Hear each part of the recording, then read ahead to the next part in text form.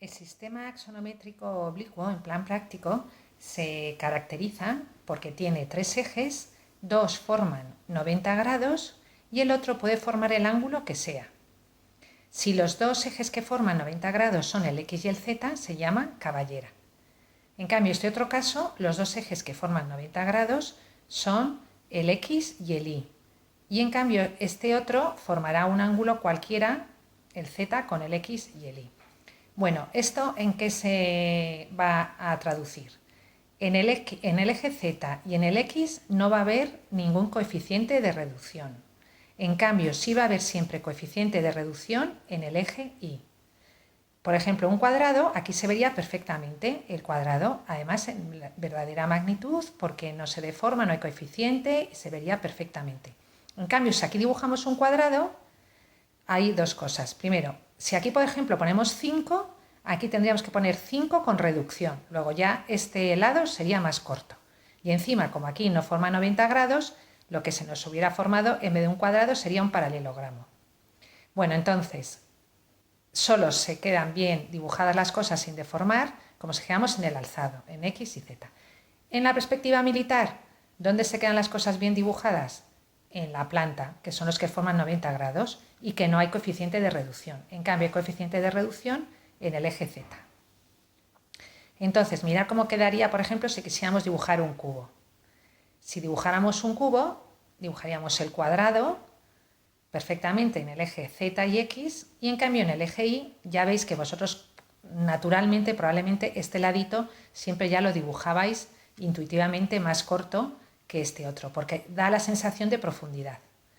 Aquí en la perspectiva militar dibujamos el cuadrado perfectamente visto como desde arriba, en planta, y en cambio el coeficiente de reducción viene dado como si dijéramos en la altura, en el eje Z. Bien, ¿qué pasaría con los círculos? Un cilindro, por ejemplo, en caballera o un cilindro en militar. Pues dependiendo cómo lo coloquemos va a ser más fácil o más difícil.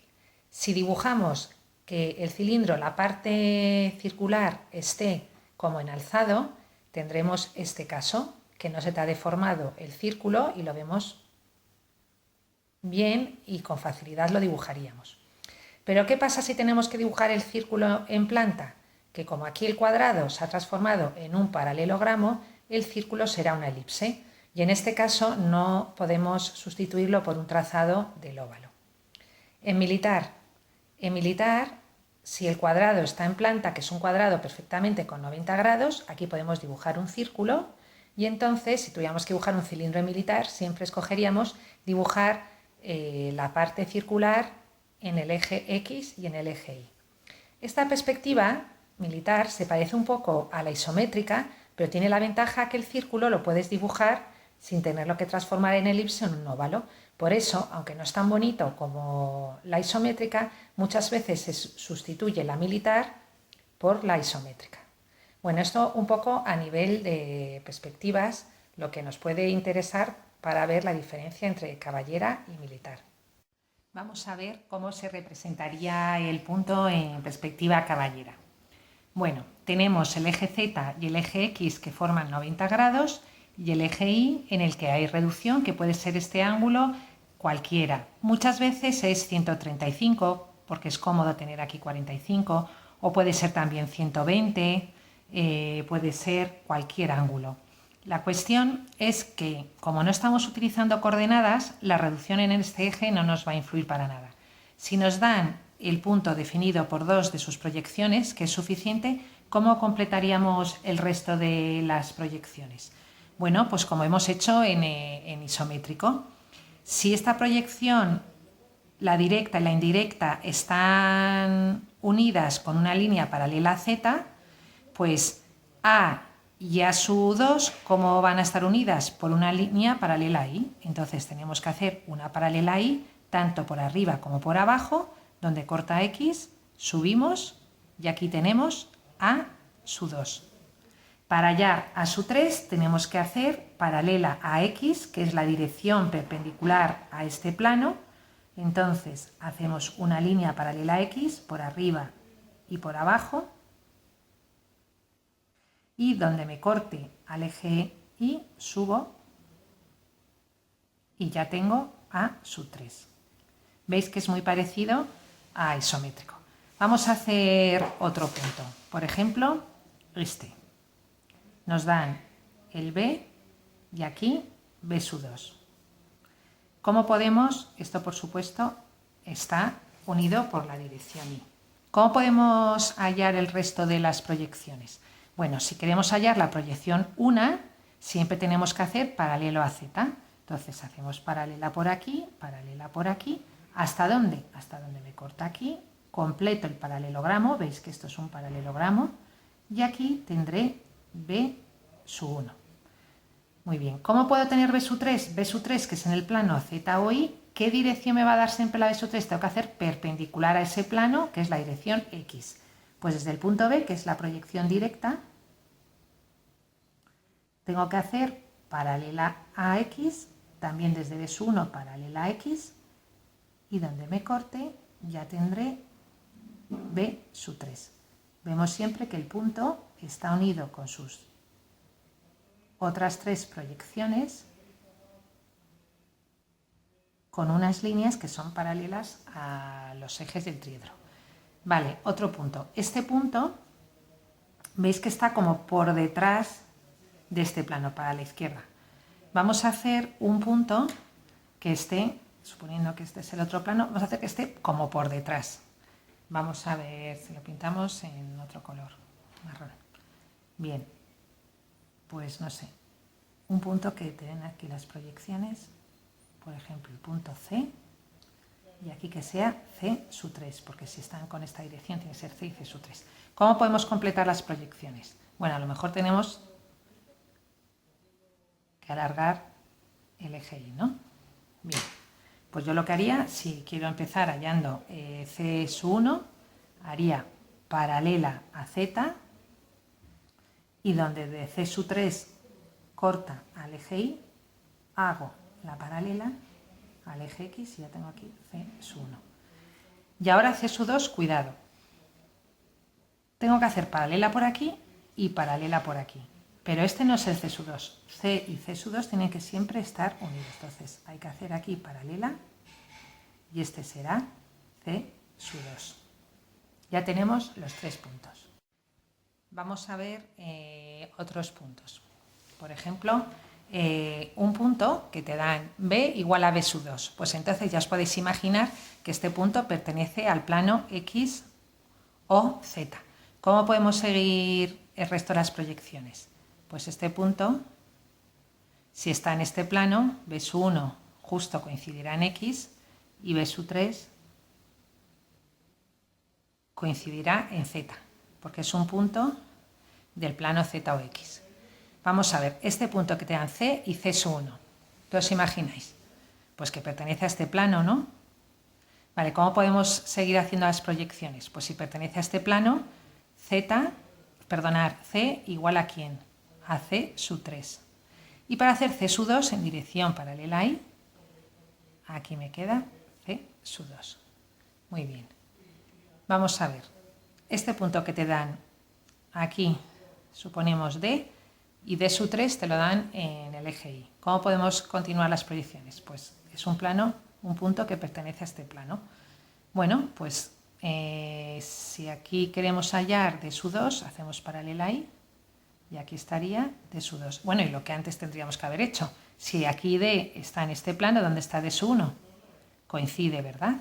Con D sub 1. Bueno, ya hemos hecho puntos de los tres planos. Vamos a hacer un punto, por ejemplo, que no pertenezca a ningún plano, que te den S1 y E. Veis que no pertenece a ningún plano, entonces, pero está como por debajo del X o Y. Por eso lo he hecho para entrenar un poco los puntos un poco más difíciles. Bueno, si aquí tengo E y S1 están unidos por una línea paralela a Z. Muy bien, pero ¿cómo puedo hacer ahora las siguientes proyecciones? Bueno, pues yo lo que haría sería hacer, por ejemplo, paralela a X para hacer esta parte del rectángulo y aquí tendría E sub 3. Y si ahora quiero hacer E sub 2, dos paralelas al eje Y, y aquí tendría E sub 2. Vale, es muy importante que estemos el punto, veamos que las tres proyecciones están en las direcciones de los ejes.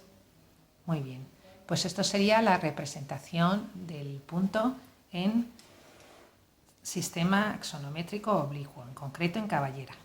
La recta, pues la recta es muy parecida también.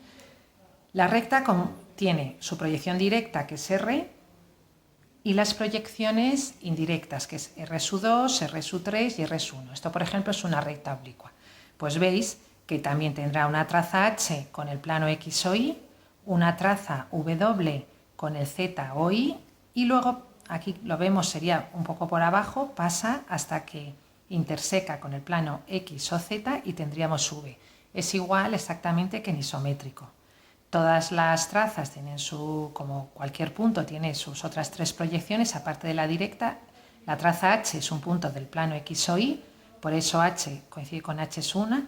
La traza W es un punto del plano Z o Y, por eso W coincide con V3.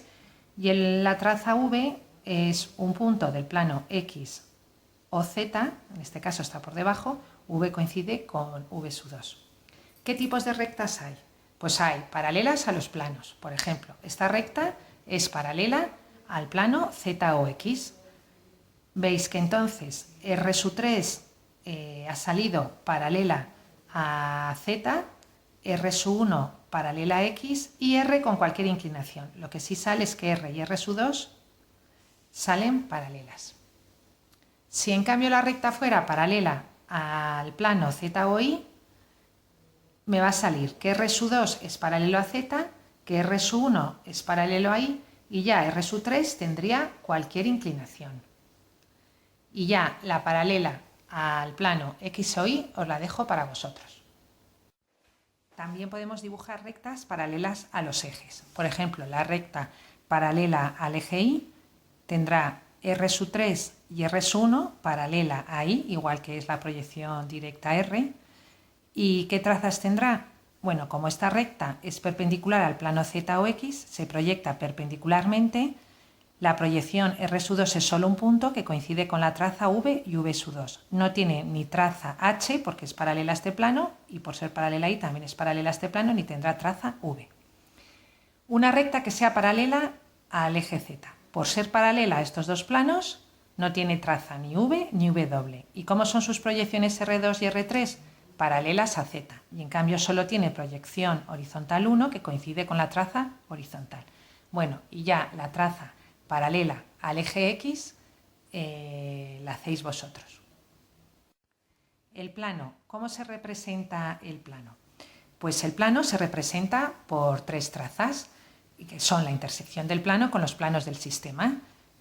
La traza horizontal alfa-1, la vertical alfa-2 y alfa-3. Veis que alfa-1 y alfa-2 se cortan siempre en X, alfa-2 y alfa-3 en Z y alfa-3 y alfa-1 en Y. Se pueden cortar aquí, que se ven, o también se pueden cortar ocultas si es el caso de que tengas que alargar los ejes.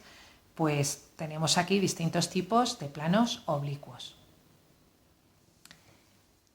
Planos paralelos a los planos del sistema. Pues son planos como por ejemplo este, que es paralelo al Z o X. Entonces alfa-3 y alfa-1 son paralelas a Z y a X respectivamente. Son planos que por ser perpendiculares son proyectantes sobre esta traza, sobre este plano. Cualquier cosa que haya aquí dibujada coincide con alfa-1. También cualquier cosa que haya aquí dibujada, si lo proyectamos perpendicularmente sobre este plano, que es como se proyecta siempre perpendicularmente, coincide con alfa-3. ¿Qué pasa con el plano, por ejemplo, paralelo al X o Y, que es como una especie de plano horizontal?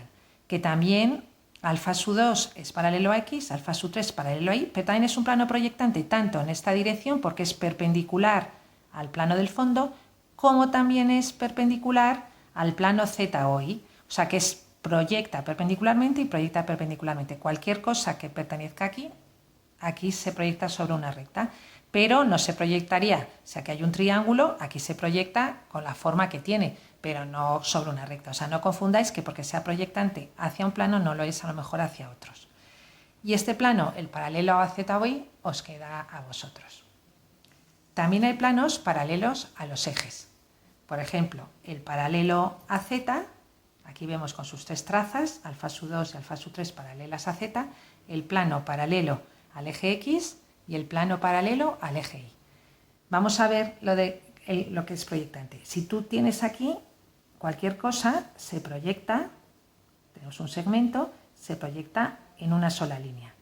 Pero, en cambio, no es proyectante, como este plano es perpendicular al X o Y, todo lo que tengamos aquí se proyecta en esta línea, pero no es proyectante en el sentido de la dirección Y. Aquí esta línea, pues sí, si representáramos los dos puntos, no es que se vea muy bien, pero veis que aquí se representaría más o menos, si este es el segmento S, esto sería S su 2, igual que S su 1 coincide con alfa su 1, S su 2 no coincide con alfa su 2, porque en esa dirección no es proyectante. Este ángulo no son 90 grados, lo veis perfectamente que está inclinado. Este plano, entonces, ¿en qué dirección sería proyectante? Pues sería proyectante en esta dirección. Justo, si es paralelo a X, es justo en esta dirección, en la X, porque es perpendicular aquí. Y este otro plano, ¿dónde es perpendicular? Es perpendicular aquí. Luego es proyectante